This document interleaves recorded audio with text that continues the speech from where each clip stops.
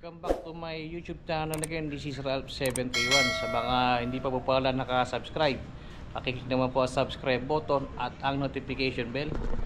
So ito yung ating Mio na 57 all stock. So babakasin po natin yung makina at tayo po ay mag-upgrade. Ayan. So medyo nabitin tayo. So 6 months na po itong karga. Ayan. So all goods pa naman. Yan na medyo nabitin tayo.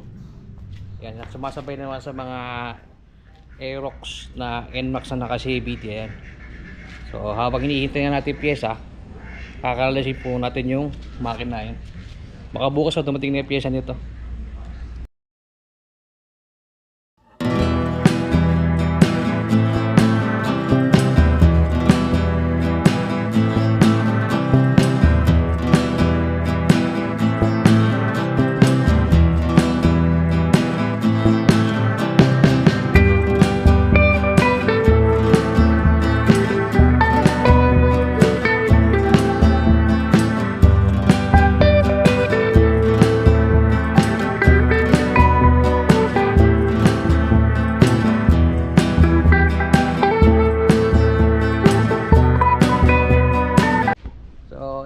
Baklas po natin.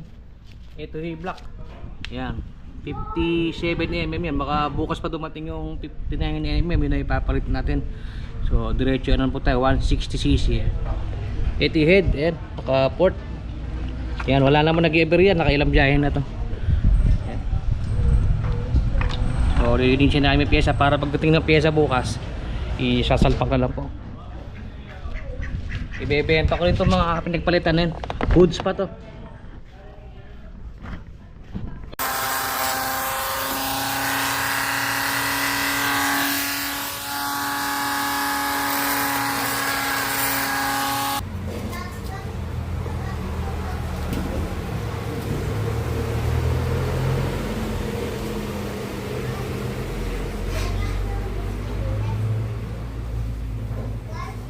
Yeah, magandang umaga. Ililipat natin yung TPS tsaka injector nitong lumang throttle body sa bagong nating throttle body dito sa 28mm.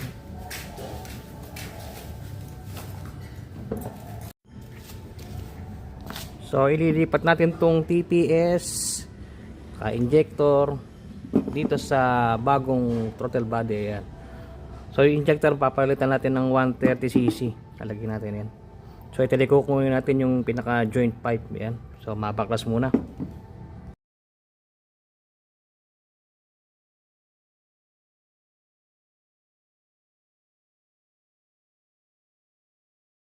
Ito, nailipat na po natin yung TPS. Yan. Tsaka nalagay na natin bagong injector. Yung dating injector po galing dito is ano na po sa 57 gamit namin ay 120cc. Ayan. So nagpalit tayo ng 130cc. Ayan. So yan, ikakalibrate na yung TPS mamaya.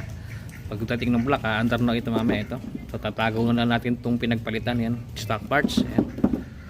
Papalitan na natin yung tornilyo ng throttle cable. So ito pangit kasi sa stock na Yamaha. Ayan. So maliit na allen na pamimihit mo, tapos sobrang higpit. Kaya nabibilog itong yung saksakan ng allen wrench. So bumili tayo ng stainless. Ayan. So 10 piso isa, okay na yan. So ito ipapalit natin, mas malaki yung pamiit na allen, so hindi na siya mabibilog. Tsaka ano po siya, stainless. Ito natin lalagay yan. Yan yung dalawang ano dyan. Tsaka pa may nagpapagano, yun din problema ko yung yan o. Lalo na pag unang beses babaklasin, ito minsan nakakabilog kami niya. Nasisira po ito. The next day.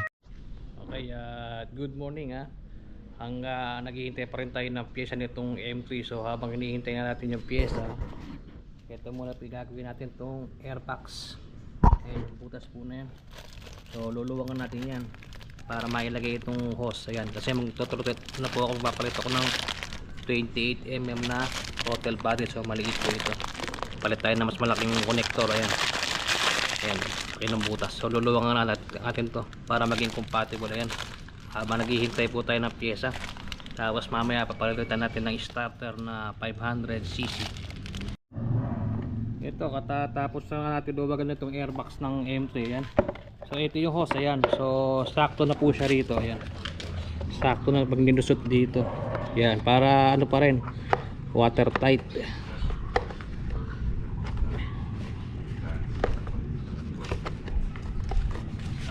ayos natin. Ay dapat ko na kanina to eh. Ito na yung finished product ng ating airbox. Ayan. So hindi siya papasukin ng tubig dahil may rubber lip po. Ayan, oh. So maganda pa rin ang pagkaka-shield niya. Ayan. So di na rubber ang ginamit natin, mas malaking hose ang ginamit natin. Ayan, pang ibang motor to eh. Kinonvert lang po natin. So balikan ko kayo pag dumating yung pyesa. Alright, dumating na po yung pyesa. Hinihintay natin yung block. Ito na po yung na-delay, so hindi pinaship agad ng seller.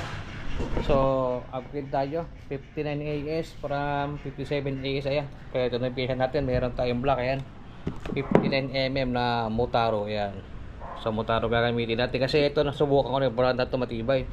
Ay palitin tayo ng starter motor na 500cc. Ayan, so ikakabit natin. At syempre mag-throttle valve din na rin po tayo na 28mm. Ayan, so nailipat ko na yung TPS saka yung bago injector. Ayan, so isasalpak na lang po natin ngayon at babalikan ko mamaya kayo. A few moments later. Ito, nakasalpak na po yung ating block na 59mm. Tapos yung head natin, ang gamit natin cam dito is Kyobo na stage 1 eh. Ayan, port nya yun. Dati po itong 57 AS. Ayan, so ikakapit na namin tong head at babalikan namin kayo mamaya. Hindi na namin pakikita kung paano ikabit dahil very common na po yan. Tapos mamaya huli starter, ikakabit yung airbox.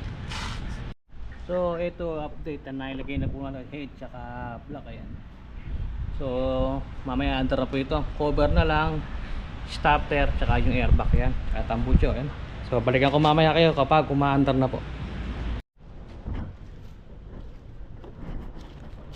Okay, nakikabit na po natin. Ayan, ito yung throttle body, nakalagay na po yung starter.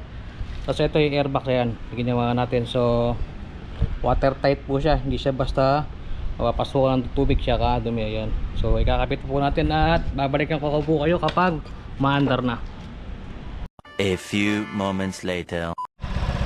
At ito, maandar na po yung ating 59 AS. Ayan, subukan muna natin ng electric fan.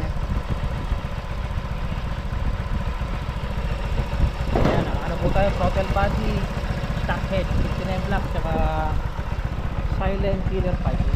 Pipe pa natin eh. Palalabutan muna natin ng konti bago ilabas sa kalsada.